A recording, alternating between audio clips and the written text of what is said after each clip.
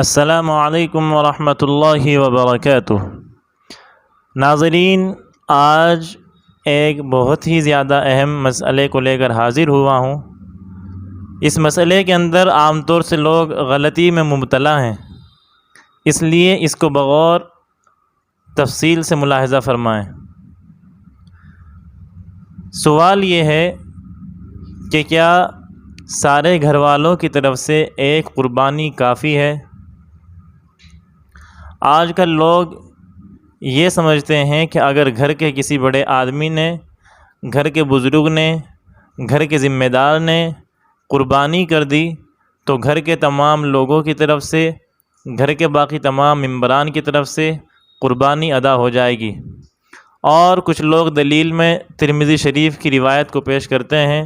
جس کے اندر یہ ہے کہ ایک آدمی اپنی طرف سے اور اپنے گھر والوں کی طرف سے صرف ایک بکری کی قربانی کرتا تھا۔ تو اس کا صحیح مطلب کیا ہے اور صحیح مسئلہ کیا ہے، یہ آپ ملاحظہ فرمائیں۔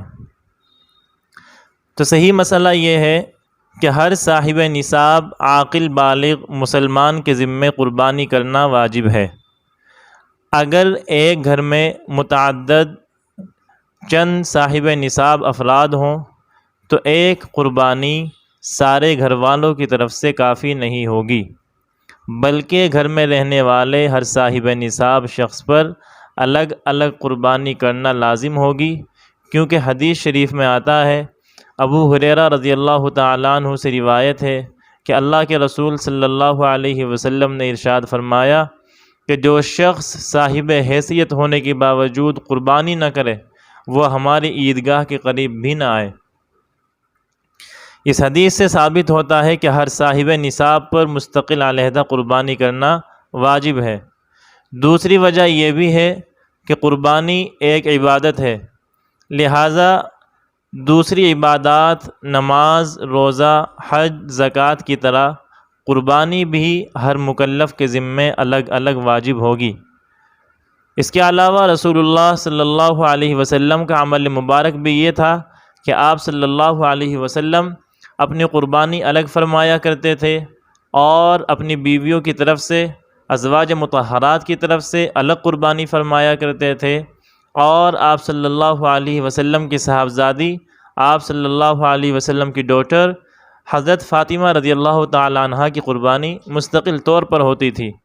چنانچہ اس سے بھی پتہ چلتا ہے کہ ایک قربانی سارے گھر والوں کی طرف سے کافی نہیں ہے۔ باقی ترمذی شریف میں جو روایت ہے جس کے اندر اس بات کا ذکر ہے، وہ روایت یہ ہے، عطاء ابن یسار فرماتے ہیں کہ میں نے ابو ایوب انصاری رضی اللہ تعالیٰ عنہ سے پوچھا، کیف کانت الضحایا علی عہد رسول اللہ صلی اللہ علیہ وسلم؟ فقال کان الرجل یضحی بالشاة عنہ وعن اہل بیتی فیأکلون ویطعمون، کہ حضور اقدس صلی اللہ علیہ وسلم کے زمانے میں ایک شخص اپنی طرف سے اور اپنے گھر والوں کی طرف سے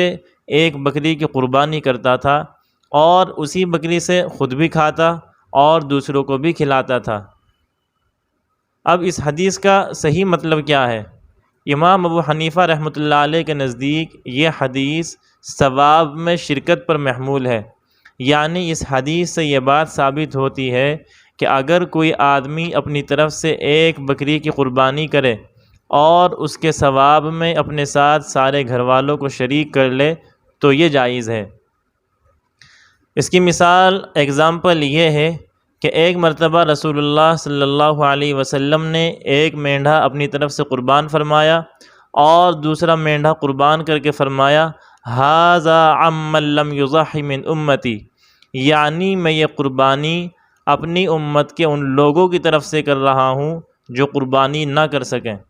لہٰذا جس طرح اس حدیث سے یہ مطلب لینا قطعاً درست نہیں ہوگا کہ چونکہ آپ صلی اللہ علیہ وسلم نے اپنی امت کی طرف سے ایک مینڈھا قربان فرما دیا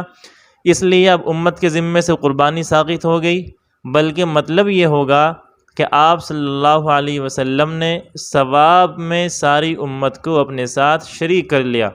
اسی طرح ترمذی شریف میں مذکور حدیث سے بھی یہ مطلب لینا درست نہیں کہ ایک صاحب نصاب آدمی ایک بکری کی قربانی اپنی طرف سے اور گھر کے دیگر صاحب نصاب افراد کی طرف سے کرتا تھا اور سب کے ذمے سے واجب قربانی ساقط ہو جاتی تھی، بلکہ حدیث شریف کا صحیح مطلب یہ ہے کہ حضور اکرم صلی اللہ علیہ وسلم کے زمانے میں غربت اور مفلسی عام ہونے کی وجہ سے بعض اوقات ایک گھر کے اندر ایک ہی آدمی صاحب نصاب ہوتا تھا۔ اس وجہ سے پورے گھر میں ایک ہی شخص کے ذمے قربانی واجب ہوتی تھی، باقی لوگوں کے ذمے صاحب نصاب نہ ہونے کی وجہ سے قربانی واجب ہی نہ ہوتی تھی، اس لیے پورے گھر میں سے صرف ایک ہی آدمی قربانی کیا کرتا تھا۔ لیکن قربانی کرنے والا اپنے گھر کے تمام افراد کو اس قربانی کے ثواب میں شریک کر لیتا تھا۔ اس کے علاوہ حنفیہ یہ بھی فرماتے ہیں کہ اگر ایک بکری پورے گھر والوں کی طرف سے کافی ہوتی تو جن حدیثوں میں بڑے جانور گائے، اونٹ وغیرہ کو سات کی طرف سے متعین کیا گیا، اس کے کیا معنی اور مطلب ہوگا؟ کیونکہ نصوص کی روشنی میں یہ بات متفق علیہ ہے کہ ایک بکری گائے کے 7ویں حصے کے برابر ہے، لہٰذا اگر ایک گائے میں 8 آدمی شریک ہو جائیں تو بمقتضائے تحدید البقرۃ عن 7 کسی کی بھی قربانی جائز نہیں ہوگی، ورنہ تحدید بیکار ہو جائے گی۔ جبکہ اگر ایک گھر میں مثلاً 10 افراد صاحب نصاب ہوں تب بھی ایک بکری گھر کے تمام 10 افراد کی طرف سے کافی ہو جائے اور سب کی طرف سے قربانی ادا ہو جائے تو یہ بات سمجھ سے بالا تر ہے کہ ایک بکری تو 10 افراد کی طرف سے کافی ہو جائے اور ایک گائے 8 آدمی کی طرف سے کافی نہ ہو۔ اور اگر یہ کہا جائے کہ گائے کا 7واں حصہ سارے گھر والوں کی طرف سے کافی ہو جائے تو پھر ایک گائے کے اندر صرف 7 افراد نہیں بلکہ 60-70 افراد کی قربانی ہو سکے گی، جو کہ واضح طور پر نصوص کے خلاف ہے۔ خلاصہ یہ ہے کہ گھر میں متعدد صاحب نصاب افراد ہونے کی صورت میں تمام گھر والوں کی طرف سے ایک قربانی کرنا کافی نہیں، بلکہ گھر کے ہر صاحب نصاب فرد پر، ہر صاحب نصاب آدمی پر اپنی اپنی قربانی کرنا واجب اور لازم ہے۔ گھر کے کسی ایک فرد کے قربانی کرنے سے باقی تمام لوگوں کے ذمے سے واجب قربانی ساقط نہیں ہوگی۔